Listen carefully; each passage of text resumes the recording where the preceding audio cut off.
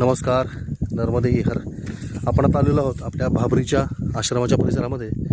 हा जो दिसतोय हा वाघबीळचा डोंगर आहे आणि हे पलीकडे दिसतात हे मध्य प्रदेशचे डोंगर आहेत. हा महाराष्ट्राचा भाग आहे. हा समोर दिसतोय हा खापरमाळचा पहाड आहे. परिक्रमेचा पारंपरिक मार्ग हा वरून गेलेला आहे आणि परिक्रमेचा आधुनिक मार्ग आहे हा आता खाली बनलेला रस्ता आहे हा आपल्याला दिसतोय. आणि आपल्या आश्रमापासून मैया किती दूर आहे हे बघा, ही नर्मदा मैया. हा समोरचा डोंगर दिसत आहेत ते गुजरातमधले डोंगर आहेत. उजवीकडचे डोंगर मध्य प्रदेशमधले आहेत आणि डावीकडचे डोंगर महाराष्ट्रातले आहेत. असं काहीच आहे.